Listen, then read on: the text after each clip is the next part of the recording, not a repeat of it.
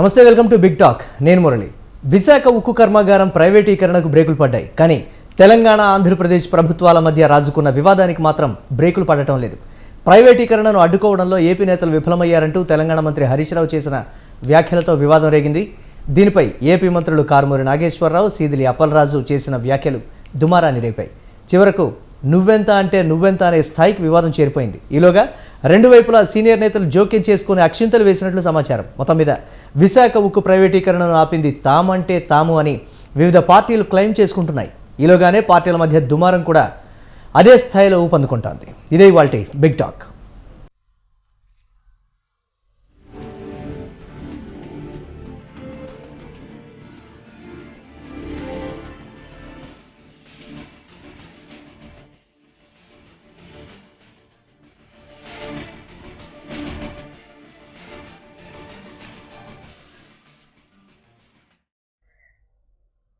తెలంగాణ మంత్రి హరీష్ రావు, ఆంధ్రప్రదేశ్ మంత్రి సీదిరి అప్పలరాజు ఏం మాట్లాడారు ఒకసారి చూద్దాం. దయచేసి ఇళ్ళ నుంచి ఎంతో మంది ఇతర రాష్ట్రాల వాళ్ళు వచ్చి ఇక్కడ సెటిల్ అయింది. ఆంధ్ర ప్రాంతం నుంచి ఇక్కడ చూసిండ్రు. ఆంధ్రకు తెలంగాణకు జమీన్ ఆస్మాన్ ఫరక్ ఉన్నదా లేదా? ఎప్పుడైనా మీరు పోతారు కదా పండుగకు పోయినప్పుడు, ఆడ రోడ్ల పరిస్థితి ఏంది, అక్కడ దవాఖాన్ల పరిస్థితి ఏంది, అక్కడ ఇంకోటి ఏందో మీకు తెలియదా? అన్నీ చూసిండ్రు మీరు. మరి మీరు కూడా మరి ఆడేందుకు ఓటు, ఈడెందుకు ఓటు, ఆడ బంద్ చేసుకొని ఈయనే రాసుకోరు సపరేట్గా, వాడు రద్దు చేసుకోరు. మీరు కూడా మా వాళ్ళే. ముఖ్యమంత్రి కేసీఆర్ ఏమన్నాడు? తెలంగాణ కోసం, తెలంగాణ అభివృద్ధిలో భాగస్వామ్యమయ్యే ప్రతి కార్మికుడు తెలంగాణలో అంతర్భాగమే, వేరు కాదు. ఈ తెలంగాణ హరీష్ రావు కూడా వాళ్ళ మామ కేసీఆర్ తో కలిసి ఆ ఫామ్ హౌస్ లో కూర్చొని ఏమన్నా కళ్ళు తాగాడని నాకు అనిపించింది. నాకు కళ్ళు తాగిన కోతిలాగా ఒళ్ళు కొవ్వెక్కి హరీష్ రావు మాట్లాడుతూ ఉన్నాడు. మీ మామలాగా ఫామ్ హౌస్ లో కూర్చొని కళ్ళు తాగడం లేదు ఇక్కడ. లేకపోతే పాపం కవితక్కలాగా అలాంటి చాట్లు కూడా లేవు మా దగ్గర మీలాగా లిక్కర్ స్కామ్లు అలాంటివి ఏం లేవు. మాట్లాడే ముందు ఒళ్ళు దగ్గర పెట్టుకుని మాట్లాడాలని చెప్పి నేను హరీష్ రావుని కోరుతా ఉన్నాను. ఎగ్గు లేకుండా ఒకవేళ ప్రైవేటైజ్ చేస్తే మేము బిడ్డేస్తామని చెప్తావా? అంటే ఏంటి దాని అర్థం? ప్రైవేటైజేషన్ నువ్వు అనుకూలమా వ్యతిరేకం? బంగారు తెలంగాణ అని చెప్పి తీసుకున్నారు కదా, ఏంటి దొరల పాలనలో ఏం జరుగుతుంది? నువ్వేమో మంత్రివి, మీ మామగారేమో ముఖ్యమంత్రి, ఆయనకు కొడుకు ఆయనో మంత్రి. తెలంగాణ మీ జాగిరా? మీరు ఒక ప్రాంతీయ ఉగ్రవాదులు. నువ్వు, మీ మామ కొడుకు, మీ మామ కూతురు, మీరు అందరూ కూడా ప్రాంతీయ ఉగ్రవాదులు. పనికి మాలిన మాటలు ఆపి మీ పనేదే మీరు చూసుకోండి. రైట్. మంత్రి హరీష్ రావు చేసినటువంటి వ్యాఖ్యలు, సీదిరి అప్పలరాజు చేసినటువంటి వ్యాఖ్యలకు సంబంధించి చూస్తే, తెలంగాణ మంత్రి హరీష్ రావు చేసినటువంటి వ్యాఖ్యలు అభివృద్ధికి సంబంధించి, అలాగే రాబోయే రోజుల్లో తెలంగాణ ఏ విధంగా ఉంటుంది, ప్రస్తుతం మీరు అనుభవిస్తున్నటువంటి సౌకర్యాలు కావచ్చు, లేకపోతే కంఫర్టబిలిటీస్ అన్నీ కూడా ఇక్కడ బాగున్నాయనేటువంటి రీతిలో వారు మాట్లాడితే, సీదిరి అప్పలరాజు ప్రభుత్వం పరంగా కాకుండా వ్యక్తిగతంగా చేసినటువంటి కామెంట్స్గా కూడా దీన్ని చాలామంది చూస్తున్నటువంటి పరిస్థితి ఉంది. సొంత పార్టీలో ఉన్నటువంటి నేతలే స్వయానా ఒక సాక్షాత్తు ఉత్తరాంధ్రకు చెందినటువంటి కీలక మంత్రి సీదిరి అప్పలరాజుకు సంబంధించి క్లాస్ పీకారు అనేటువంటి ఒక మాట కూడా, సమాచారం కూడా అందుతోంది. చూద్దాం ఎటువంటి కామెంట్స్ ఉన్నాయి. ఇప్పటివరకు కూడా ఎంతో సఖ్యతతో ఇరు రాష్ట్ర ప్రభుత్వాలు 2019, 2018 ఎన్నికల్లో మనం చోటు చేసుకున్నటువంటి పరిణామాలను కూడా మనం చూసుకున్నాం. ఇరు రాష్ట్రాల సహకారం కావచ్చు, ఇరు రాష్ట్ర ప్రభుత్వాలు తీసుకున్నటువంటి నిర్ణయాల విషయంలో కలిసి కూర్చొని మాట్లాడుకున్నటువంటి పరిస్థితులు కూడా ఉన్నాయి. కానీ ఉన్నట్టుండి స్నేహం ఎక్కడ చెడింది?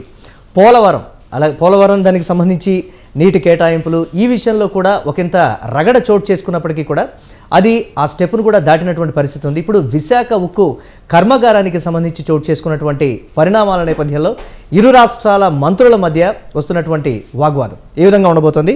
ఇదే ఇవాళ బిగ్ టాక్. ఇదే అంశానికి సంబంధించి మనతో డిబేట్లో పార్టిసిపేట్ చేస్తున్నారు కారుమూరి వెంకటరెడ్డి గారు, వైసీపీ అధికార ప్రతినిధిగా ఉన్నారు వారు. అలాగే వేణుగోపాల్ గారు, బీఆర్ఎస్ అధికార ప్రతినిధిగా ఉన్నారు వారు. అలాగే లింగారెడ్డి గారు, టీడీపీ మాజీ మంత్రి, వారు కూడా లైవ్లో జాయిన్ అవుతున్నారు. అలాగే ప్రముఖ పొలిటికల్ అనలిస్ట్ కేఎస్ ప్రసాద్ గారు, వారు కూడా మరి కాసేపట్లో లైవ్లో జాయిన్ అవుతారు. ముందుగా వెంకటరెడ్డి గారు నమస్తే అండి.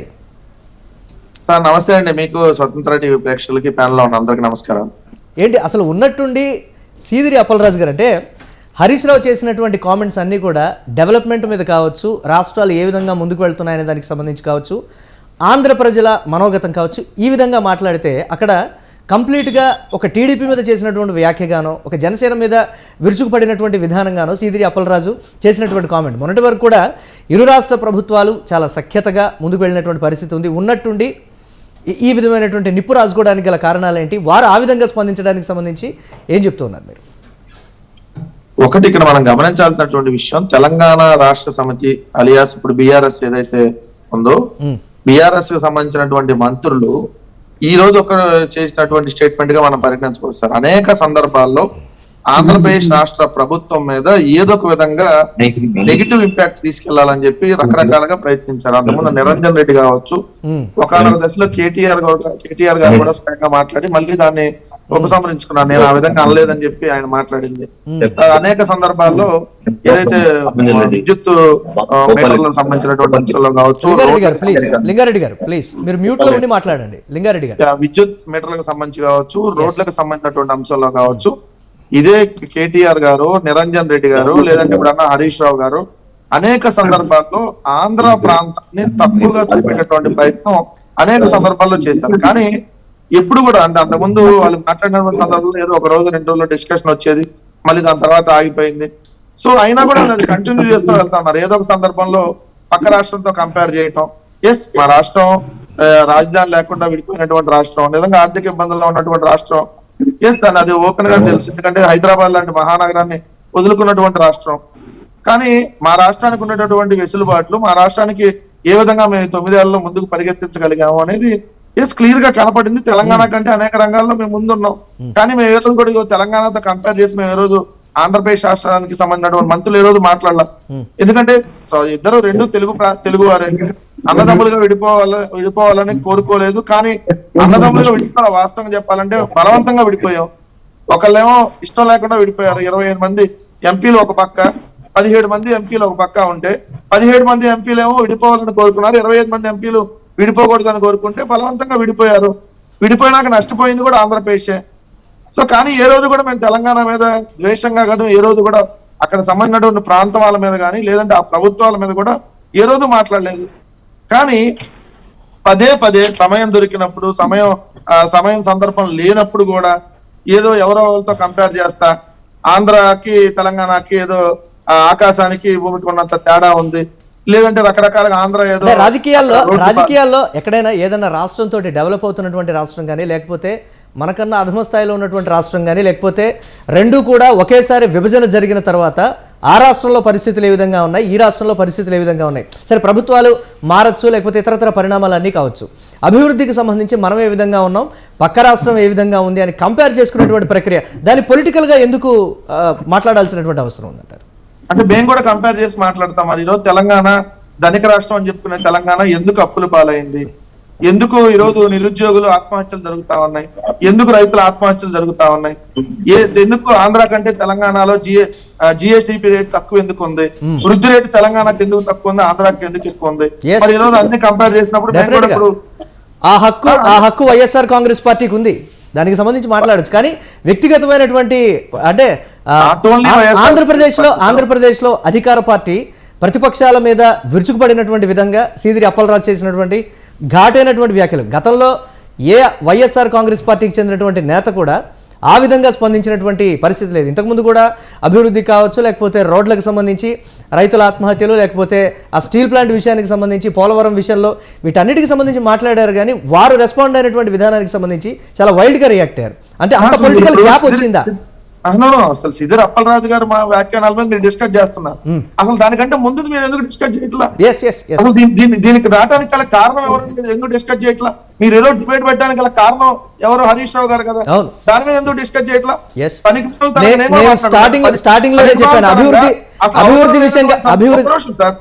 అవసరం లేనటువంటి సందర్భంలో అనవసరమైనటువంటి ప్రేలాపనలు ఎందుకు మాట్లాడుతారని అడుగుతున్నా. అవసరం ఏంటి ఇప్పుడు ఈ రోజు? ఎందుకు మీరు మాట్లాడాలి? ఎస్, మీరు బాగా ఉన్నారా, మీరు చాలా గొప్పవాళ్ళు, మీ పని ఏదో మీరు చేసుకోండి, మీరు బాగా గొప్పగా ఉంటే మీరు చూసుకోండి, మీ పని ఏదో మీరు చేసుకోవడం. మా గురించి ఎందుకు డిస్కషన్? మా దగ్గర రోడ్లు బాగాలేదా? అవును, మేము కూడా హైదరాబాద్ లో శ్రీనగర్ కాలనీలో చూపిస్తా, జూబ్లీ హిల్స్ లో రోడ్లో గొంతులు ఉన్నాయి చూపిస్తాము. మరి వస్తారా టీఆర్ఎస్ పార్టీ నాయకులు? ఎందుకు ఈ డిస్కషన్? ఎందుకు పనికి మాలో సోది తప్ప ఏమైనా పనికొచ్చే మీ రాష్ట్రంలో మీరు ఏమైనా ఉంటే చెప్పుకోండి.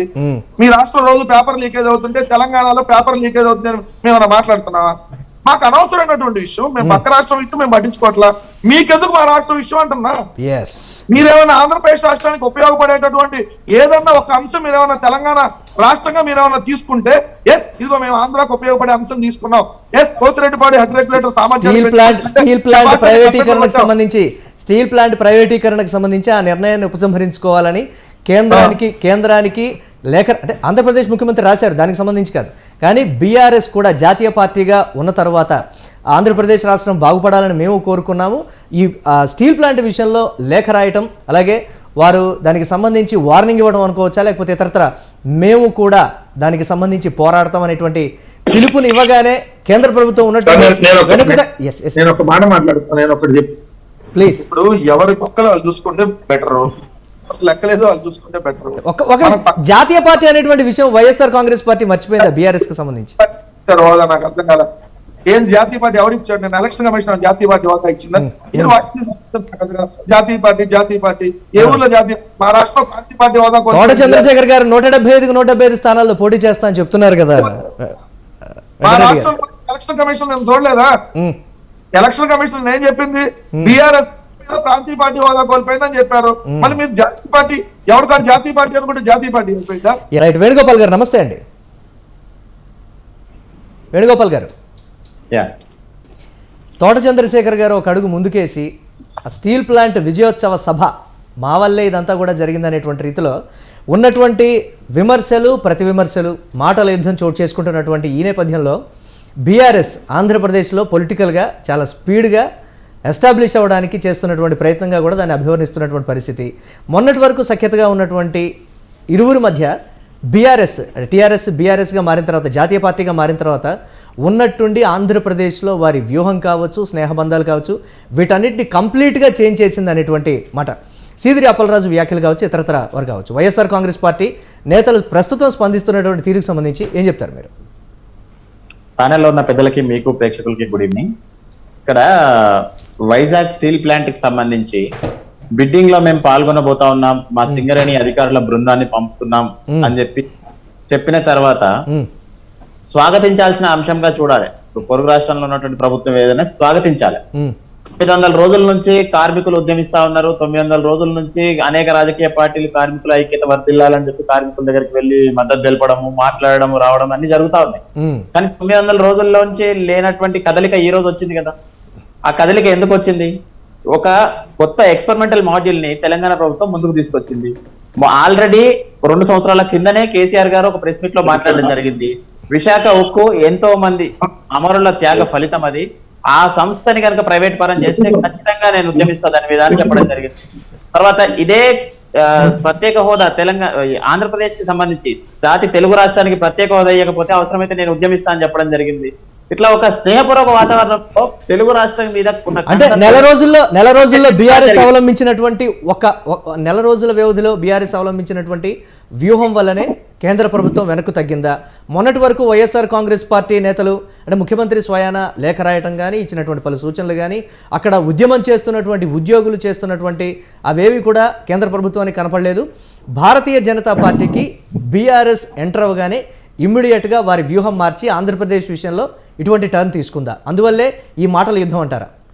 ఇప్పుడు జాతీయ మీడియాలో సైతం కేంద్ర ప్రభుత్వాన్ని ప్రశ్నిస్తున్నటువంటి కొన్ని ప్రశ్నలు, లాభాల్లో ఉన్నటువంటి సంస్థల్ని కూడా ఫ్యాబ్రికేటెడ్ లాసెస్ ని క్రియేట్ చేసి అమ్మేస్తున్నటువంటి భారతీయ జనతా పార్టీ కేంద్ర ప్రభుత్వ విధానాలను ఎండగడుతున్నటువంటి పరిస్థితి మాదే. ఎక్కువ మేమే స్పేస్ తీసుకుంటా ఉన్నాం. బీఆర్ఎస్ తరపున జాతీయ స్థాయిలో కూడా ఎక్కువ ఈ ప్రశ్నలు లేవనెత్తుతా ఉన్నాం. ఇట్లాంటి సందర్భంలో ఇప్పుడు నష్టాలను ఫ్యాబ్రికేటెడ్ లాసెస్ ని క్రియేట్ చేసి అమ్ముతా ఉన్నారు సంస్థల్ని. ఎల్ఐసి లాభాల్లో ఉంది కదా, ఎందుకు అమ్మిరు అంటే ఈ రోజు వరకు కేంద్ర ప్రభుత్వం నుంచి సంస్థ ఒక్కదానికి కూడా సమాధానం లేదు. అట్లా ఇప్పుడు వైజాగ్ స్టీల్ ప్లాంట్ కూడా లాభాల్లో ఉంది. దాదాపు 900 కోట్లు ప్రతి సంవత్సరం గవర్నమెంట్, స్టేట్ గవర్నమెంట్ కి రెవెన్యూ ఇస్తున్నటువంటి సంస్థ. కేంద్ర ప్రభుత్వం ఇచ్చిన దానికంటే లాభాల్లో లేదు, అతి తక్కువ నష్టాల్లో లాభాల్లో లేదు. అది కూడా ఫ్యాబ్రికేటెడ్ లాసెస్ అండి.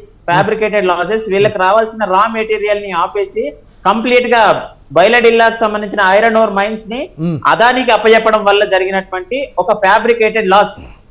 అదానికి అప్పనంగా అప్పచెప్పిన తర్వాత ఇప్పుడు 600 కిలోమీటర్ల దూరంలో ఉన్నటువంటి వైజాగ్ స్టీల్ ప్లాంట్ కి బయలడిల్లా ఐరన్ ఓర్స్ ఇవ్వరు.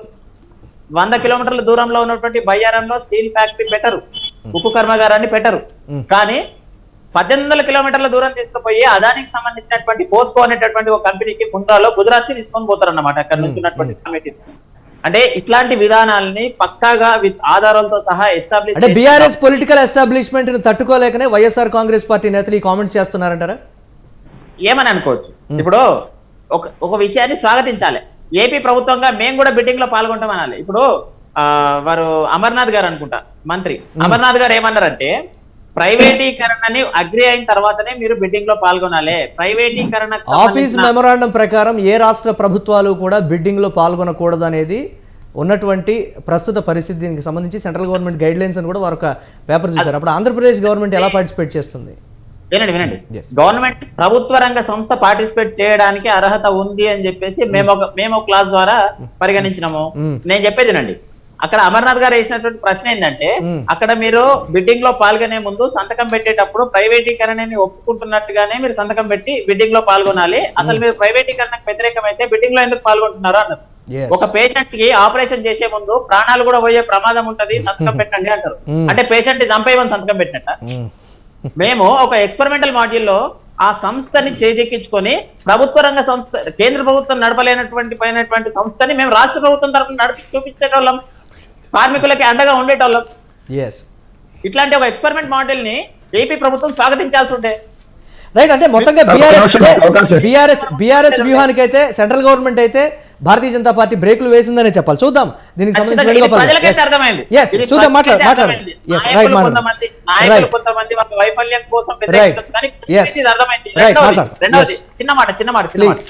హరీష్ రావు గారు ఎంతసేపు పాలసీస్ గురించి, ఇక్కడ ఉన్నటువంటి సంక్షేమం గురించి, ఇక్కడ జరిగినటువంటి అభివృద్ధి గురించి మాట్లాడారు. ఎవరిని కూడా పర్సనల్ కామెంట్ చేయలేదు. కానీ అప్పలరాజు గారు చేసినటువంటి కామెంట్ చాలా దారుణం. వ్యక్తిగత విమర్శలు, వ్యక్తిగత హేళనలు చేయడం చాలా తప్పు. దానికి ఆల్రెడీ వారి పార్టీ అధిష్టానమే సీరియస్ అయినట్టు కూడా మీడియాలో వచ్చింది. యాక్చువల్ గా ఇట్లాంటి విమర్శలు అనేవి రాజకీయాల్లో కరెక్ట్ కాదు. పార్టీ మీద అభిమానంతో అంటే వేణుగోపాల్ గారు పార్టీ మీద అభిమానంతో పదుల సంఖ్యలో డిబేట్ లో పాల్గొనడం జరిగింది. ప్రభుత్వానికి సంబంధించిన వివరాలు చెప్తారు, లెక్కలు చెప్తారు. కూడా వ్యక్తిగతంగా దూషించడం నేను కూడా అంటే కొంతమంది అక్కడ సీదిరి అప్పలరాజు వర్గం వాళ్ళు చెప్తున్నది ఏంటంటే ప్రభుత్వం పార్టీ మీద ప్రేమ, రాష్ట్రం మీద ప్రేమతో వారు కామెంట్ చేశారు అనేటువంటి మాట కూడా సీదిరి అప్పలరాజు చుట్టుపక్కల ఉండేటువంటి వర్గం కూడా చెప్తున్నారు. రైట్, మాట్లాడదాం ప్లీజ్. రైట్ అండి. ఇక లింగారెడ్డి గారు ఉన్నారు, టీడీపీ మాజీ మంత్రి, వారితో మాట్లాడదాం. లింగారెడ్డి గారు నమస్తే అండి. నమస్తే అండి. ఆంధ్రప్రదేశ్ లో చోటు చేసుకున్నటువంటి రాజకీయ విమర్శలు, ప్రతి విమర్శలు మొన్నటి వరకు కూడా YSR Congress party, TRS, BRS గా మారినటువంటి టీఆర్ఎస్ ఇద్దరు కూడా సఖ్యతగా ముందుకు వెళ్ళినటువంటి పరిస్థితి. జాతీయ పార్టీగా రూపాంతరం చెందగానే పొలిటికల్ ఎస్టాబ్లిష్మెంట్ కోసం అంటారా, లేకపోతే ఇతరత్ర వేరే కామెంట్స్ అనుకోవాలా? ఇటు స్టీల్ ప్లాంట్ను సాగ్గా చూపించి ఎస్టాబ్లిష్ అవ్వడానికి ఒక రీజన్ అయితే బీఆర్ఎస్కి దొరికిందనేటువంటి మాట. ఈ నేపథ్యంలోనే వైఎస్ఆర్ కాంగ్రెస్ పార్టీ నేతలు స్పందిస్తున్నటువంటి తీరు చాలా వైల్డ్గా ఉందనేటువంటి మాట. టీడీపీ దీన్ని ఏ విధంగా చూస్తుంది?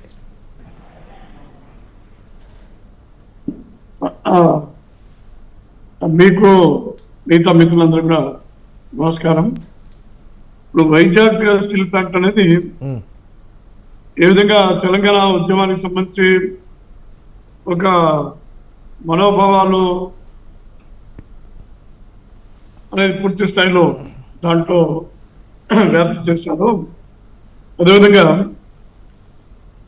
జయాంధ్ర ఉద్యమం కానీ, జరిగిన సమైక్యాంధ్ర ఉద్యమం కానీ, లేకపోతే విశాఖకు, ఆంధ్రులకు అనేటువంటి ఉద్యమాలన్నీ కూడా ఇది అందులో ఉపాధి, ఉత్పత్తి, ఉద్యోగ అవకాశాలు అనేటువంటి విషయాల కంటే కూడా ఇది ఒక ఆత్మ సంబంధమైనటువంటి మనోభావాలకు సంబంధించినటువంటి పూర్తి విషయం. అందువల్ల దాన్ని టీఆర్ఎస్ ఉపయోగించాలని చూస్తూ ఉంది. వాళ్ళకి ఏదో ఒక ఇష్యూ కావాలి. వాళ్ళు జాతీయ పార్టీ పెట్టుకున్నారు. ఆ జాతీయ పార్టీ అనేది ప్రధానంగా ఎక్కడ పనిచేయాలా? తెలంగాణలో పనిచేయాలి. తర్వాత తెలుగు వాళ్ళు ఉండేటువంటి ఆంధ్రప్రదేశ్లో పనిచేయాలి. కాబట్టి తెలంగాణ తర్వాత వాళ్ళు టీఆర్ఎస్ వాళ్ళు పడేది ఆంధ్రప్రదేశ్ మీదనే. అందులో భాగంగా ఈ ప్రభుత్వం యొక్క చేతగానితనంతో, ఈ ప్రభుత్వము కేంద్ర ప్రభుత్వంతో పోరాడి ప్రైవేటీకరణ ఆపకపోవడము, తర్వాత అదాని మొత్తం అన్ని కూడా సీపోర్ట్లు మిగతా అన్ని కూడా విద్యుత్ ఉత్పత్తి సంస్థలు అన్ని అదాని చేతులకు పోవడము, ఈ స్టీల్ ప్లాంట్లు కూడా లబ్ధి అదానికి పోవడము, ఇవన్నీ చూసి వాళ్ళ సమయం కోసం కాచుకుంటారు. అంటే ఎస్ లింగారెడ్డి గారు, ఎస్ మ్యూట్లో ఉన్నారు. ఒకసారి ఇంటర్నెట్ కనెక్షన్ చెక్ చేసుకోండి. రైట్, మాట్లాడదాం దీనికి సంబంధించి. మాట్లాడదాం ఒకసారి. చూడండి లింగారెడ్డి గారు, మళ్ళీ మీతో ఇవన్నీ వదిలేసుకున్నారు అనేటువంటి విషయాన్ని వాళ్ళు కనుక్కొని విద్యుత్ మెటీరియల్ విషయంలో అంతకుముందు హరీష్ రావు చెప్పినాడు, అదనంగా అప్పిస్తామన్నారు. ఈ సంస్కరణ అమలు చేస్తే మేము రైతులకు నష్టం జరుగుతుంది కాబట్టి మేము వద్దని చెప్పినామని చెప్పి హరీష్ రావు గారు చెప్పినారు. నిన్నేమి ఆంధ్రాలో తెలంగాణ ఓట్లు ఎందుకే మీకు, అక్కడేం అభివృద్ధి లేదు, పోయింది, రాష్ట్రం నాశనం అయిపోయింది, ఇక్కడ తెలంగాణలో ఓటు పెట్టుకొని తీసేయండి అని చెప్పి పరిస్థితి ఎవరు కల్పించినారు? జగన్మోహన్ రెడ్డి గారు ఈ ప్రభుత్వం కదా కల్పించింది. ఇప్పుడు వాళ్ళకు సింగరేణికి కానీ తెలంగాణ ప్రభుత్వానికి కానీ స్టీల్ ప్లాంట్ ను యాక్షన్ లో కొనేటువంటి ఆర్థిక స్తోమత లేదు. లేకపోయినా కూడా వాళ్ళు ముందుకు వచ్చినారు. ఎందుకు? మీకు చేత కాలేదు, మీకు చేత కాని పని మేము చేస్తాం. రైట్ రైట్ సొంత ప్రజలకు, మీ ఆంధ్ర ప్రజలకు మీరు చేయలేని పని మేము చేస్తామని. అంటే ఏది ఎలా చేసినా కానీ ఏ పార్టీ అయినా సరే, ఇప్పుడు జాతీయ పార్టీగా రూపాంతరం చెందిన తర్వాత ఇటు బీజేపీ మీద ఉన్నటువంటి వ్యతిరేకత కావచ్చు, ఇతరత్ర దేనికైనా సంబంధించిన కావచ్చు, బీజేపీని ఢీకొట్టాలన్న ఇదే, లేకపోతే ఆంధ్రప్రదేశ్లో 175 స్థానాల్లో మేము పోటీ చేస్తామని తోట చంద్రశేఖర్ గారు చెప్పినటువంటి విధానమా, పొలిటికల్ ఎస్టాబ్లిష్మెంటా, ఇతరత్ర కారణాలన్నీ ముందు పెడితే, పక్కన పెడితే మాత్రం ఖచ్చితంగా బీఆర్ఎస్ పార్టీ ఆంధ్రప్రదేశ్లో ఒక పొలిటికల్ ఎస్టాబ్లిష్మెంట్ కోసం ప్రయత్నిస్తోంది అనేటువంటి మాట అయితే ఆంధ్రప్రదేశ్లో క్లియర్ కట్గా వినపడుతున్నటువంటి పరిస్థితి. లింగారెడ్డి గారు మాట్లాడదాం దీనికి సంబంధించి. రైట్గా ప్రముఖ పొలిటికల్ అనలిస్ట్ కేఎస్ ప్రసాద్ గారు స్టూడియోలో సిద్ధంగా ఉన్నారు. ప్రసాద్ గారు నమస్తే అండి. నమస్తే అండి. రెండు రాష్ట్రాల మధ్య ఉన్నటువంటి చోటు చేసుకున్నటువంటి కామెంట్స్గా దీన్ని చూడాలా, రెండు పార్టీల మధ్య చోటు చేసుకున్నటువంటి కామెంట్సా, లేకపోతే రెండు రాష్ట్ర ప్రభుత్వాల మధ్య చోటు చేసుకున్నటువంటి కామెంట్స్గా చూడాలి, ఎలా చూడాలంటారు? ముందుగా స్వతంత్ర టీవీ ప్రేక్షకులకు నమస్కారం, అలాగే ప్యానల్లో ఉన్న పెద్దలకి మీకు కూడా నమస్తే అండి. ఒక నిరంజన్ రెడ్డి గారు, ఒక హరీష్ రావు గారు మాట్లాడిన మాటల ప్రకంపనల మా సిదిరి అప్పలరాజు గారు అనుకోండి, లేకపోతే సంబంధిత మంత్రులు అమర్నాథ్ రెడ్డి గారు ఏదేదో మాట్లాడుతున్నారు. దీని అంతటికన్నా బీజేపీ ఓ నూనె కొట్టాడు యదాన్ని పెట్టడానికి రాష్ట్రంలో ఉన్న ప్రతి ఆస్తిని మన దగ్గర నుంచి చిన్నపిల్లలను చేసి మోసం చేసి అది యదాన్ని పెడుతుంటే ఎక్కడ లేని వాళ్ళు కూడా ఏమీ మాట్లాడకుండా నిమ్మక నీరెత్తి కూర్చున్న విధానం. రెండోది, ఇక్కడ 3 అంశాలతో ముడిపడిన ఈ బీజేపీ పార్టీని ఎదుర్కొనే నేపథ్యంలో 3 అంశాలతో ముడిపెట్టి బీఆర్ఎస్ పార్టీ చేసిన move. Number 1, settlers vote bank.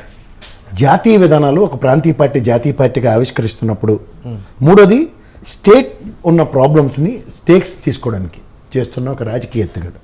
వీటిలో కలిసి వచ్చే కాలానికి నడిచి వచ్చే కొడుకు అన్నట్టు ఈ వైజాగ్ స్టీల్ ప్లాంట్ విషయం కోడిపెట్టను మూసినట్టు మూసి బీఆర్ఎస్ పార్టీ అదాన పెట్టారు. వీళ్ళకి కూర అందరూ చికెన్ మటన్ తినేసి బ్యాచే, కానీ కోడి వండుకోవడం మాత్రం ఎవరికి రాదు. 3 పార్టీలు 3 సన్నాసి మాటల్లో కూర్చుని బీజేపీని పల్లెత్తు మాట అనవు ఆంధ్రప్రదేశ్లో. మళ్ళీ లింగారెడ్డి గారు ఇప్పుడు చూశారు కదా, ఆవు వేసంలో జస్ట్ మొదలెట్టి టంగని స్టేట్ గవర్నమెంట్ దగ్గర డబ్బులు, స్టేట్ గవర్నమెంట్ చేత కాదు ఈ మాటలే మాట్లాడుతూ కూర్చుంటారు. వైఎస్ఆర్సీపీ బీజేపీ దగ్గర దాపుల్లో కూడా వెళ్ళదు. ఇంకా మా జనసేన అయితే పొత్తు ధర్మానికి కట్టుబడి పల్లెత్తు మాట్లాడిన తరుణంలో గోల్డెన్ ఆపర్చునిటీ క్రియేట్ చేశారు. ఇక్కడ ముఖ్యంగా ఈ సెటిలర్స్ చిలక ప్రాణం మాంత్రికుడి చేతిలో ఉన్నట్టు బిక్కుబిక్కుమనుకున్నవాడితో టీఆర్ఎస్ పార్టీ ఏదైనా చేసేస్తానో ఒక భ్రమలో, ఏమీ చేయకపోయినా సరే ఆ భ్రమలతోనే ఎన్నాళ్ళబట్టి బతికేస్తూ ఉంటారు. 2 ఛానల్లో ప్రసారితమైన కార్యక్రమాలు చూసి హ్యాపీగా ఫీల్ అయిపోయి ఇలాంటి పరిస్థితులు అన్నీ ఎదుర్కొన్నట్టుగా భ్రమించుకుని వీళ్ళకి వీళ్ళు అన్వయించుకుంటున్నప్పుడు ఒక రాజకీయ ఎత్తుగడలో ఒక స్ట్రాటజీ మూవ్ చేసిన కేసీఆర్ గారి పార్టీ ఇవాళ దీన్ని కాంకర్ చేసిన విధానం. మీకు ఇంకో విషయం చెప్తా, 25 మంది ఎంపీలు, 22 మంది లోక్సభలో వైఎస్ఆర్సీపీ, 3 తెలుగుదేశం పట్ల, 10 మంది రాజ్యసభలో వైఎస్ఆర్సీపీ ఎంపీలు, ఒక కనకమేల రవీంద్ర గారు టీడీపీ. ఈ 11-25 మంది కంటిన్యూస్గా పార్లమెంట్ సెక్షన్స్ జరుగుతున్నప్పుడు ఈ స్టీల్ ప్లాంట్ విషయంలో రైజ్ చేస్తున్న ప్రతి అంశానికి ఇట్స్ ఎ పాలసీ మ్యాటర్ అని పెన్ని అవతలిసిరేస్తున్నారు ఆ క్వశ్చన్. విజయసాయి రెడ్డి గారు ఎన్నోసారి గలం వినిపించడం నాకు తెలుసు, గల్లా జయదేవ్, రామ్మోహన్ నాయుడు గారు అండ్ కనకమేల రవీంద్ర ఎన్నిసార్లు అన్ని పార్టీలకు అతీతంగా మిథున్ రెడ్డి గారు అడిగిన దానికి, నెక్స్ట్ ఆయన రాజమండ్రి మార్గాని భరత్ అడిగిన దానికి, బొచ్చిరాని భాషలోకి నానా తిప్పలు పడుతున్న ఆ మాధవ్, గోరంట్ల మాధవ్ అడిగిన దానికి నవనీత్ కౌర్ నవ్వినా సరే పర్లేదు నా స్టీల్ ప్లాంట్ అన్న విషయంలో ఆయన మాట్లాడినవి ఎన్నో సోదారణలుగా ఉన్నా సరే దమ్మిడికి ఉపయోగపడని పోరాటం కింద దాన్ని అభివర్ణిస్తున్నప్పుడు ఒక strategical move from respect to KCR. ఇంత తరుణం నేను విష్ణువర్ధన్ రెడ్డి అయితే కడుపు మంట ఆపుకోలేక తల్లికి లేని అన్నం పెట్టలేనుడట పెన్నమ్మకి గాజులు చేస్తానంటే, అరే బాబు నువ్వు జాగ్రత్తగా ఇంటే ఇవాళ మన అన్నదమ్ముల్లో విడిపోయిన తర్వాత తెలంగాణ మాత ఎలాగుంటుందో అలాగే ఆంధ్ర మాత కూడా ఉంది. ఆంధ్ర మాత మనకి పెన్నమ్మే అవుతుందిరా బాబు. పెన్నమ్మకి స్టీల్ ప్లాంట్ అనే కష్టం వచ్చినప్పుడు సోదర భావంతో దాన్ని పరిరక్షిస్తున్న విధానం. వాళ్ళ మీకు రాజకీయ క్షేత్రంలో ఈ సిద్దిరప్పలరాజు గారు లేకపోతే హరీష్ రావు గారు కాంట్రవర్షియల్ స్టేట్మెంట్స్ కింద వీళ్ళు అనుకున్నప్పుడు అధినాయకుడిగా జగన్మోహన్ రెడ్డి గారు పిలిచి అక్షంతలు వేసినాం, అధినాయకుడిగా కేసీఆర్ గారు పిలిచి అక్షంతలు వేయడం సాధారణంగా రేపు ఎల్లుండిలో పేపర్లో చదువుతాం.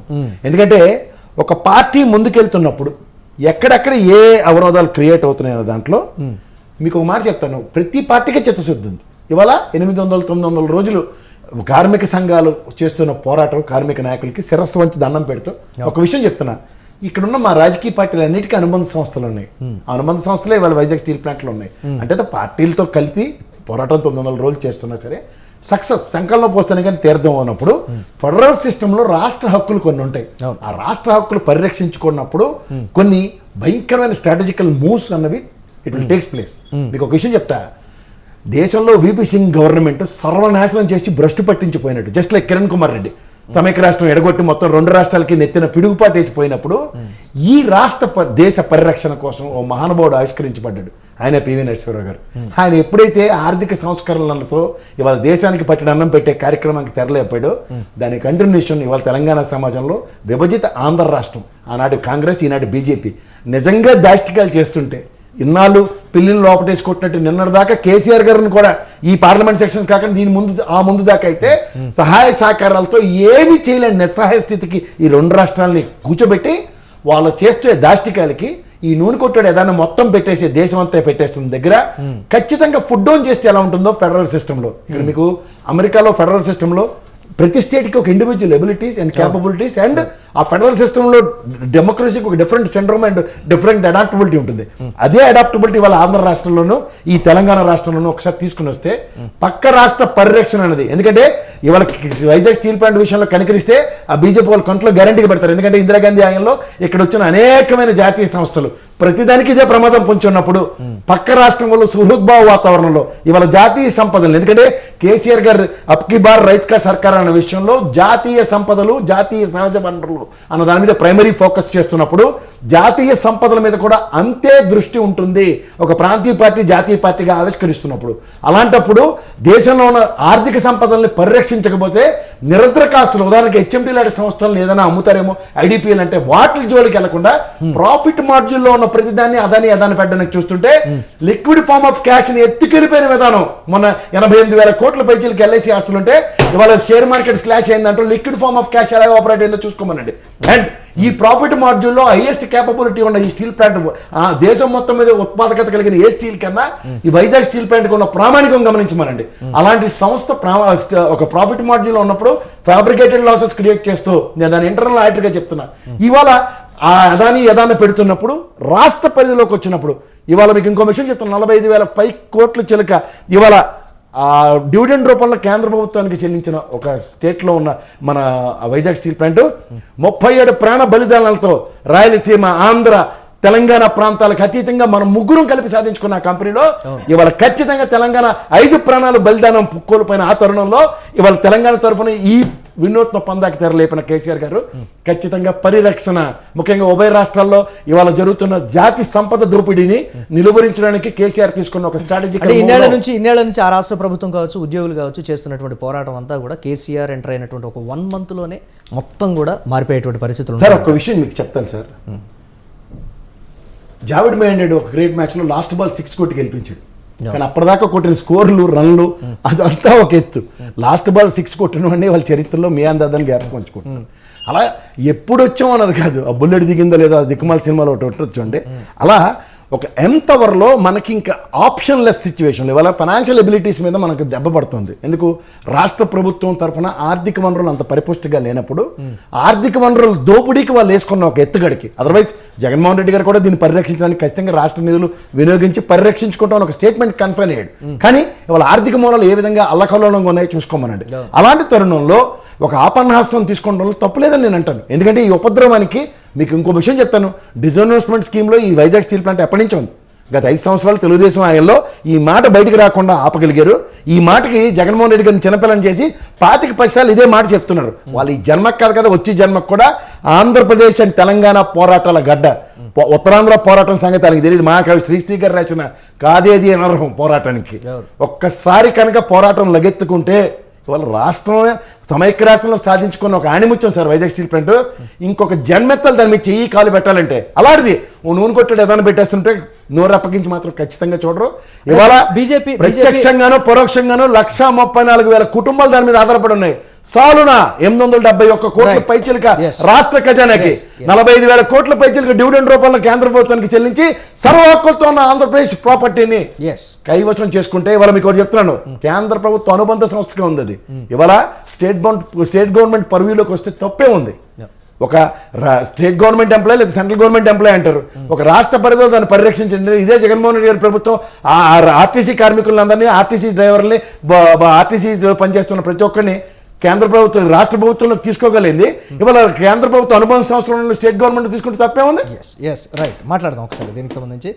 వెంకటరెడ్డి గారు, పక్కనే ఉన్నటువంటి తెలంగాణ సహకారం కావచ్చు లేకపోతే ఇతరత్ర కావచ్చు, అధికార పార్టీ తీసుకొని ముందుకు వెళ్ళి సరే దీనికి సంబంధించి మీరు కూడా మాతో కలిసి రండి అంటే ముందు నుంచి కూడా వారు ఈ ఉద్యమం ఎప్పుడైతే స్టీల్ ప్లాంట్కి సంబంధించి ప్రైవేటీకరణ అంశం అనేది కేంద్ర ప్రభుత్వం తెర మీదకి తీసుకొచ్చిన దగ్గర నుంచి కూడా ఇటు తెలంగాణ రాష్ట్ర సమితి, ఇప్పుడు బీఆర్ఎస్గా ఉన్నటువంటి అప్పటి టీఆర్ఎస్ ముందు నుంచి కూడా వ్యతిరేకిస్తున్నటువంటి పరిస్థితి. కలుపుకొని పోయి ఉంటే ఈ పార్టీకి ఈ రోజు వచ్చినటువంటి నిర్ణయం ఎప్పుడో వచ్చేది, అంతా కూడా బాగుండేది అనేటువంటి మాట. ఆ దిశగా అధికార పార్టీ అప్పుడు ఎందుకు చర్యలు తీసుకోలేదు? అధికారులు కూర్చొని మాట్లాడుకోవడం, ముఖ్యమంత్రులు కలిసి కూర్చొని మాట్లాడుకోవడం, నీటి పంపకాల విషయం కావచ్చు, ఇతరత్ర అన్ని విషయాలు కావచ్చు, అన్నీ మాట్లాడుకున్నటువంటి వారు ఈ విషయంలో ఎందుకు కలిసి ముందుకు వెళ్ళడం లేదు? ఎందుకు ఈ విధమైనటువంటి విమర్శలు ప్రతి విమర్శలు అనేటువంటి ప్రశ్న ఏం చెప్తుంది వైఎస్ఆర్సీపీ? తెలుగులో మీకు సామెత ఉంటుంది, దున్నపోతు ఏంటంటే వెళ్ళి దూడను కట్టేయండి అన్నాడు. అసలు దున్నపోతు అంటే ఏంటి, దూడను కట్టేయడం ఏంటి అంటే నేను ఎందుకు చెబుతున్నా అంటే మీరు అందరూ ఇప్పుడు మాట్లాడుతున్న చూస్తా ఉంటే ఒక ప్రసాద్ గారిని ఎక్స్పెషల్ వదిలేస్తే మిగిలిన ఇప్పుడు మాట్లాడిన దాంట్లో స్టీల్ ప్లాంట్ ప్రైవేటీకరణ టీఆర్ఎస్ పార్టీ ఏదో ఆపేసిందని చెబుతున్నారు. అదే నాకు అర్థం కాలేదు. మీరు 3 రోజుల నుంచి మన టీవీలో ఏం చూస్తున్నారో అది మీరు ఏం సబ్జెక్ట్ నేర్చుకున్నారో నాకు అర్థం కాల. దేనికి సంబంధించి బిడ్ని పిలిచారు సార్? స్టీల్ ప్లాంట్ ప్రైవేటీకరణకు సంబంధించి బిడ్లు పిలిచారా? స్టీల్ ప్లాంట్ లో ఏదైతే 3వ బ్యారక్ కి సంబంధించిన దాంట్లో అక్కడ ఉత్పత్తిని స్టార్ట్ చేయడం కోసం ముడి సరుకును అందించి స్టీల్ తీసుకెళ్ళడం కోసం బిడ్ని పిలిచారా? ఒకదానికి పొంతం లేకుండా ఏందేందో మాట్లాడుతున్నా నాకు ఆశ్చర్యం కలుగుతా ఉంది. దేనికి పిలిచారు సార్ నిన్న బిడ్డలు? నాకు అర్థం కాదా. దేనికైనా పిలిచారు ప్రజలకు మీరు చెప్పండి. ముడి సరుకుని వినండి ఒక్క నిమిషం.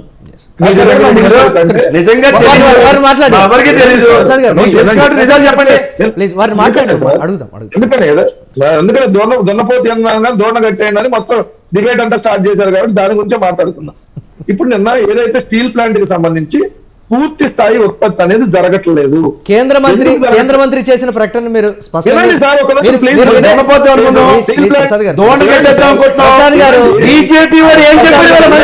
ప్లీజ్ ప్రసాద్ గారు వినండి.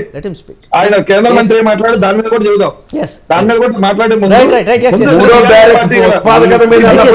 మూడో బ్యారెక్ ఉత్పాదకతకి బిడ్లు తీసుకోవట్లేదని చెప్పాడా? ప్రైవేటీకరించట్లేదని చెప్పాడా? ప్లీజ్ మాట్లాడండి ప్లీజ్ వారిని కంప్లీట్ చేయండి ప్లీజ్. వెంకటరెడ్డి గారు, కాదు సార్, స్టీల్ ప్లాంట్ అనేది పూర్తి స్థాయి ఉత్పాదకత జరగట్లేదు. కారణం ఏంటి? దానికి సంబంధించినటువంటి ముడి సరుకు రావటం లేదు. కారణం ఏంటి? కేంద్ర ప్రభుత్వం దానికి సంబంధించినటువంటి దాంట్లో గనులను కేటాయించలేదు. దానికి కావాల్సింది మెయిన్ ఏంటి? బొగ్గు గనులు కావాలి. అక్కడ ఏం చెప్పారు? 3వ బ్యారక్ కూడా పూర్తి స్థాయిలో 3వ బ్యారక్ గాని ఓపెన్ అయ్యి స్టీల్ ప్లాంట్ లో 3వ బ్యారక్ లో కూడా ఉత్పాదకత అనేది స్టార్ట్ అయితే, అంటే దాంట్లో ఆ 3వ బ్యారక్ కూడా వర్క్ అయితే స్టీల్ ప్లాంట్ అనేది లాభాల్లోకి వెళ్తుంది, ఎట్టి పరిస్థితుల్లో నష్టాల్లోకి వెళ్ళదు. ఇది పాయింట్ నెంబర్ 1. దానికి సంబంధించి ఆ 3వ బ్యారక్ కి సంబంధించినటువంటి ముడి సరుకు ఏదైతే రా మెటీరియల్, బొగ్గు ఇవన్నీ ఏదైతే ఉన్నాయో వాటన్నిటిని మీరు మాకు ఇవ్వండి, ఇచ్చి మా దగ్గర నుంచి మీరు స్టీల్ తీసుకెళ్ళండి అనేటటువంటి ఒక ప్రతిపాదనకు సంబంధించినటువంటి బిడ్ అది. ఆ బిడ్ కి తెలంగాణ రాష్ట్ర ప్రభుత్వం మా దగ్గర సింగరేణిలో బొగ్గు ఉంది, ఆ బొగ్గును మేము మీకు ఇస్తాం, మీ నుంచి మేము స్టీల్ తీసుకుంటాం, దానికి సంబంధించి బిడ్డు వేయబోతున్నారు. ఇది అసలైనటువంటి నిజం. దాన్ని వదిలేసి స్టీల్ ప్లాంట్ ప్రైవేటీకరణ ఆపేశారు. కేంద్ర మంత్రి స్టేట్మెంట్ ఇచ్చారు. వెంకటరెడ్డి గారు కేంద్ర మంత్రి ప్రస్తుతం ఆపేశారని చెప్పాడు. Yes, దానికి సంబంధించే కదా ఎంతో కొంత రాష్ట్ర ప్రభుత్వం, తెలంగాణ రాష్ట్ర ప్రభుత్వం సరే let me complete please Venkatareddy గారు what ever it is please let me complete 1 minute Telangana ప్రభుత్వం సరే ఉన్నటువంటి దానికి కొద్దిపాట్లనే కావచ్చు, లేకపోతే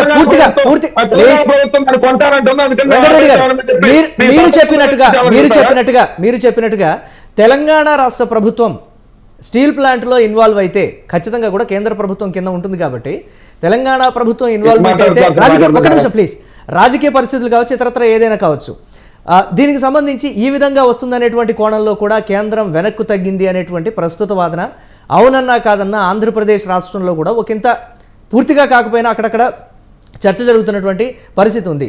ఈ నేపథ్యంలో ఒక నిమిషం ప్లీజ్, కేంద్ర మంత్రి వెంకటరెడ్డి గారు ప్లీజ్ ఈ నేపథ్యంలో కేంద్ర మంత్రి చేసినటువంటి కామెంట్కి సంబంధించి కూడా ఎస్ ఈ రెండింటికి రిలేటెడ్ అయి ఉంది అనేటువంటి కోణంలోనే మాట్లాడుతున్నారు తప్ప ఎక్కడా కూడా కంప్లీట్గా తెలంగాణ రాష్ట్ర ప్రభుత్వం టేక్ ఓవర్ చేస్తుంది లేకపోతే ఇతరత్ర కాదు. ఆ సంబంధించినటువంటి బిడ్ విషయంలో ఇన్వాల్వ్ అయితేనే ఇటువంటి పరిణామాలు జరిగాయనే కదా బీఆర్ఎస్ పార్టీ కూడా చెప్తున్నటువంటి మాట. రాష్ట్ర ప్రభుత్వం మేమే సాధించినటువంటి పరిస్థితి, బొత్స సత్యనారాయణ చెప్తూనే ఉన్నారు, దీనికి సంబంధించి మాకు అది ఆగిపోతుందని మాకు తెలుసు, దాన్ని ఎలా ఆపుకోవాలో కూడా మాకు తెలుసు, సమయం ఇప్పుడు వచ్చింది కాబట్టి ఆగిపోయింది అనేటువంటి మాట చెప్పారు. దాన్ని ఎందుకు హైలైట్ చేయట్లేదు వైఎస్ఆర్ కాంగ్రెస్ పార్టీ? అసలు మీరు ఏ టాపిక్ డిస్కస్ చేస్తున్నారు నాకు అర్థం కాదు. 2 సంవత్సరాల నుంచి ముఖ్యమంత్రి గారు రాసినటువంటి లేఖల్లో సారాంశం ఏంటి?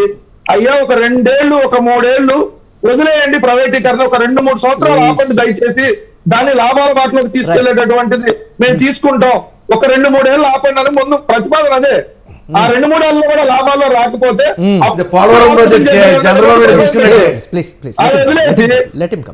ఆయన చంద్రబాబు నాయుడు దగ్గరికి వెళ్ళారు నన్ను మాట్లాడలేకుండా.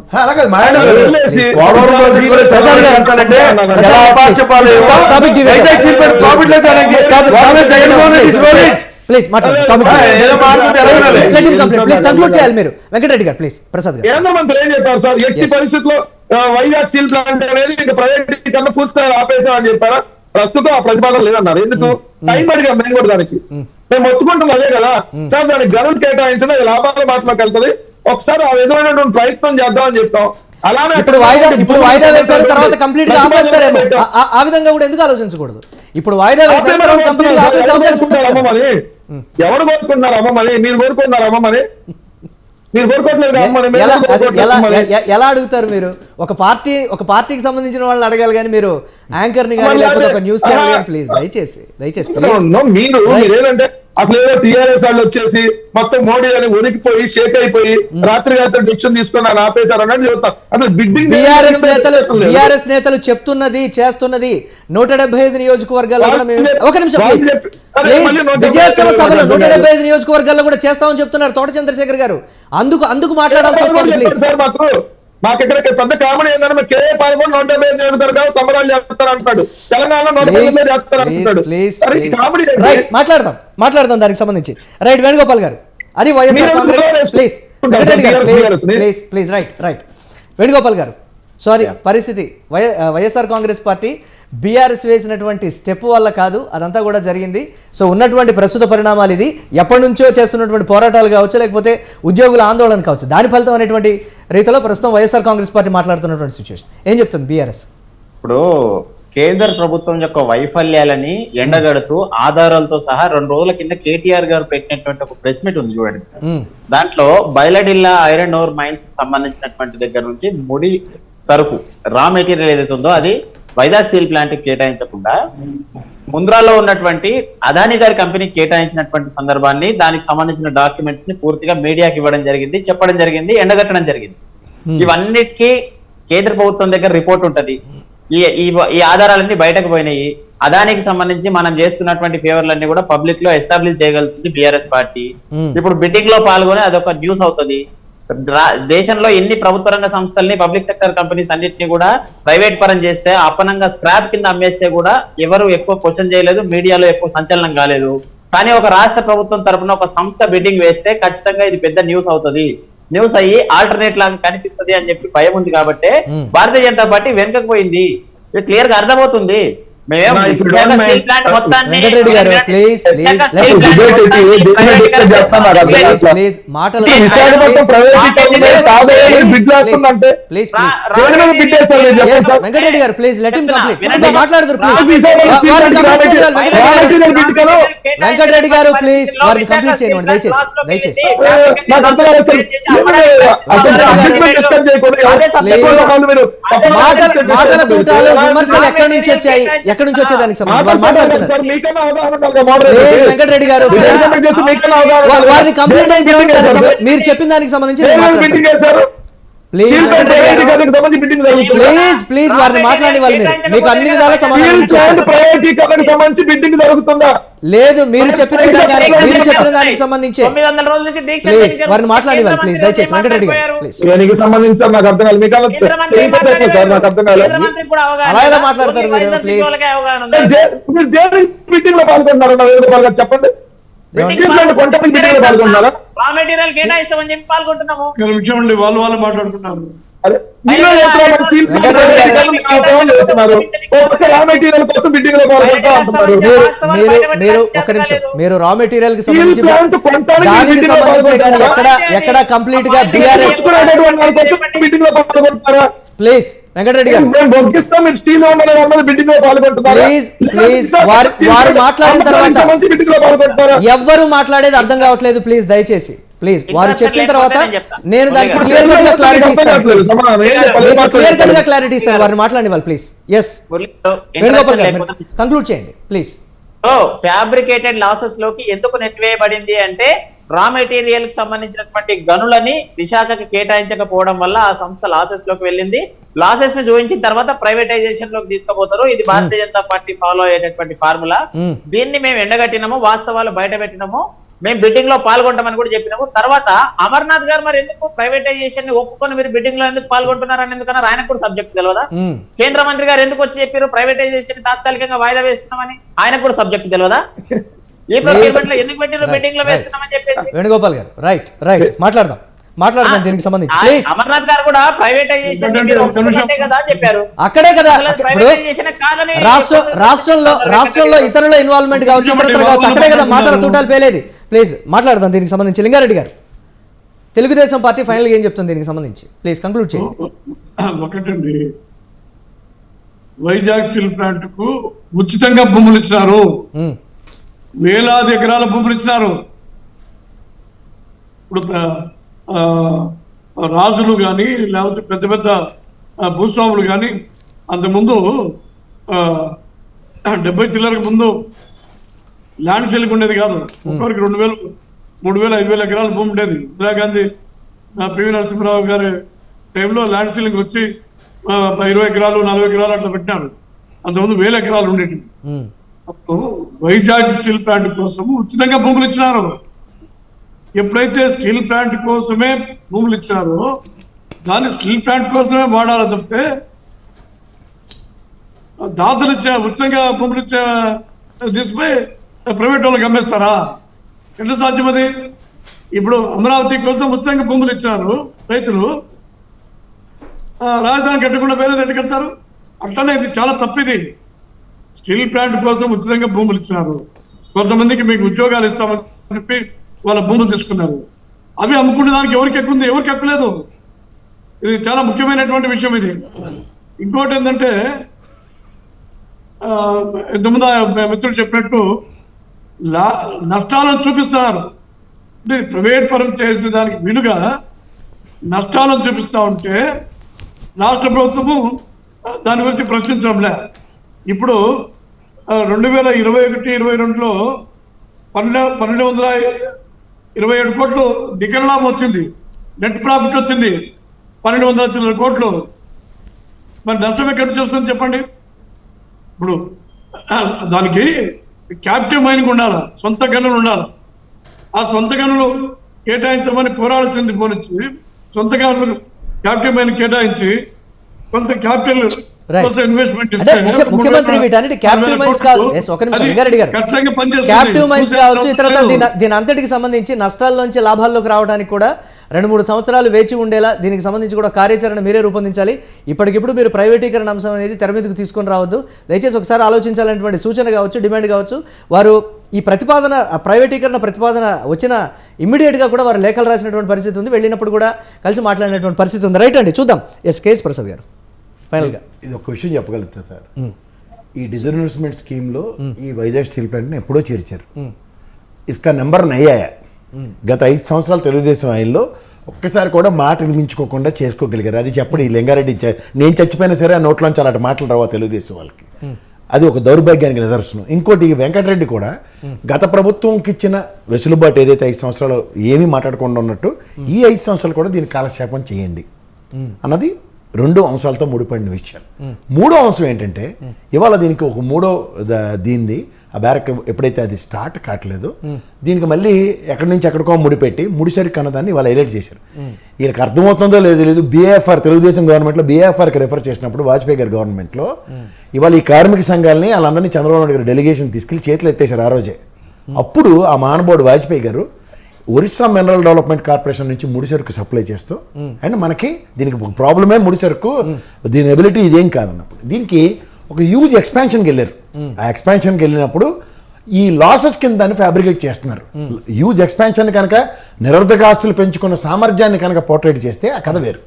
ఇక్కడ మీకు ఈ బిడ్ విషయంలో ఇవాళ వెంకటరెడ్డి చెప్తున్నాడు, నిజంగానే బిడ్ అన్న దాంట్లో ఒక ఎక్స్ప్లోజన్ ఎలా వచ్చిందంటే ఎప్పుడైతే స్టేట్ పర్వ్యూలోకి ఉదాహరణకి ముడిసరుకుకి సంబంధించిన అంశంలో ఇక్కడ మనకి వయ్యారంగాల్లో ఉన్నాయి, రెండోది అక్కడ దానికి రా మెటీరియల్కి బొగ్గు కావాలి, ఈ రెండింటితోనూ తెలంగాణ గవర్నమెంట్ కనుక ఎక్స్పెరిమెంటల్ మాడ్యూల్లో కనుక అది బిడ్ కైవసం చేసుకుంది అనుకోండి, ఇది మన సింగరేణి గనులతో అనానమస్ ప్రాఫిట్స్ వస్తాయి. ఎందుకంటే లాజిస్టిక్స్ కనుక మీరు ప్లాన్ చేసుకోగలిగితే it's a matter of fact. ఎందుకంటే తెలంగాణ 51% స్టేక్ ఉన్న ఆ బొగ్గు గనుల్లో రా మెటీరియల్కి సప్లైకి స్టేట్ గవర్నమెంట్ డిస్క్రిప్షన్స్ తీసుకుంది అనుకోండి, అవుట్పుట్ సామర్థ్యం చాలా ఎక్కువ. నేను ఇందాక చెప్పినట్టు వైజాగ్ స్టీల్కి సూపర్ క్రెడిబిలిటీ ఉంది. ఆ సరుకుతో వచ్చే ప్రాఫిట్ మాడ్యులేషన్స్ ఉదాహరణకి ₹1,00,000 పెట్టి తెలంగాణ గవర్నమెంట్ స్టీల్ కొందాం అనుకుంటే ఈ ముడి సరుకు ఇట్లా కోఆర్డినేషన్లో ఆ థర్డ్ బ్యారక్ నుంచి వచ్చిన దాంట్లో you will get it for 40,000, 50,000. So ఇంత అనానమస్ ప్రాఫిట్స్ బాలిటీకి ఎప్పుడైతే తెరలేపబడుతుందో ఇన్నాళ్ళు దాని మీద చేసిన ఒక డాస్టికానికి బీజేపీ దగ్గర ఆన్సర్ ఉండదు. You got my point.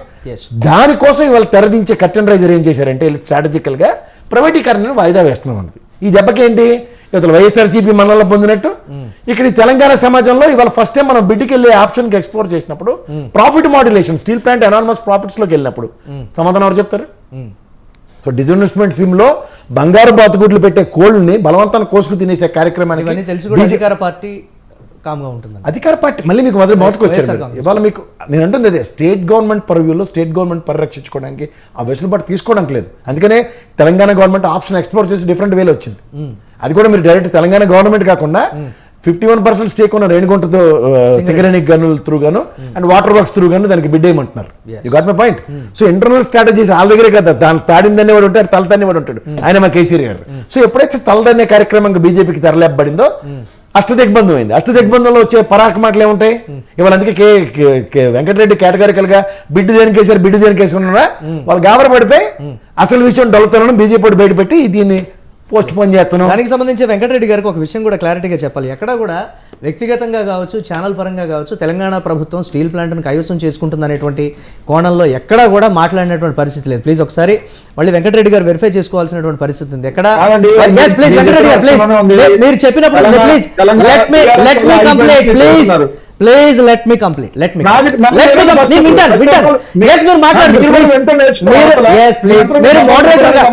Moderator గా మీకు తెలుసా అని మీరు అడిగినప్పుడు దయచేసి నేను దానికి కంక్లూజన్ ప్లీజ్ నేను అదే చెప్తున్నాను. నేను అదే చెప్తున్నాను. ప్లీజ్ ఎక్కడా కూడా వన్ సైడెడ్ గా గానీ ఒకరి తరపున గానీ మాట్లాడేటువంటి పరిస్థితి చేంజ్ చేసేటువంటి పరిస్థితి దయచేసి ఉండవు. ప్లీజ్ దానికి మాత్రం ఒకసారి మళ్ళీ చెప్పిన దానికి సంబంధించి కూడా మీరు క్లియర్ కట్ గా చూసుకోండి. రైట్, థ్యాంక్ యూ వెంకటరెడ్డి గారు, వేణుగోపాల్ గారు, లింగారెడ్డి గారు, కేఎస్ ప్రసాద్ గారు. ప్లీజ్ మీరు వెరిఫై చేసుకోమన్నా నేర్చుకోమని చెప్పలా. ప్లీజ్ అస్సలు దయచేసి వేరే విధంగా మాత్రం దీన్ని టర్న్ చేయొద్దు. రైట్, ఇది వాళ్ళ బిగ్ టాక్. కీప్ వాచింగ్ స్వతంత్ర.